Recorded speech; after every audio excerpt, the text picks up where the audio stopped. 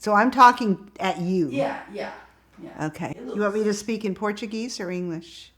I want to just start from a little bit of your background. My dad was very old school. He used to say, in this family, we check our emotions at the door. I grew up in a generation where even though I went to college, it was expected that after you went to college, you got married. And I chose not to do that right away. And I wanted to move to New York City. And I really wanted to carve out a career for myself. I cannot tell you how many guys would say to me, wow, I really respect, what you're doing and how you're managing this at home and all that. And then sort of an afterthought would be, but I never let my wife do that. I hired a wife actually during those years.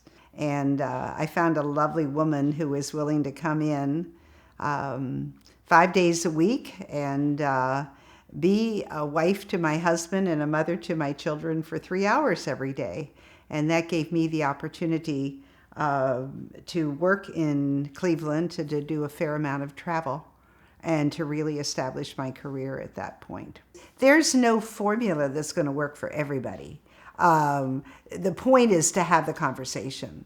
And the point is not to listen to your girlfriends or listen to your guy friends and do what they're doing. The point is to talk to your spouse and figure out what works for you and what both of you want to get out of a relationship, because otherwise it's not going to work long term. I'm often surprised when I ask my clients, have you talked to your husband about this? Or have you talked to your wife about this? And the answer is, well, no. It's during the discussions around how they can be more effective and more successful in the workplace or with their careers that a lot of these more personal issues come out. Because I will often ask the question, what's standing in your way? Well, what are the barriers that you're going to encounter? Many times when they start to consider the barriers, they'll bring up the home situation. I've had 2 coaching sessions this week coaching an executive coaching client to have a conversation with her husband about division of duties. And I sometimes have these conversations with guys. I mean, this is not just limited to women. I think everybody is struggling really to define their role. Women are being given the message, you can be anything you want to be, you can do anything you want to do.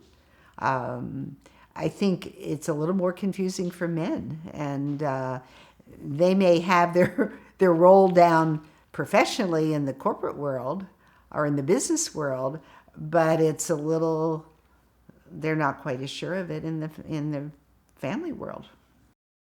I find that women who don't have power at home are probably going to have a hard time dealing with power at work.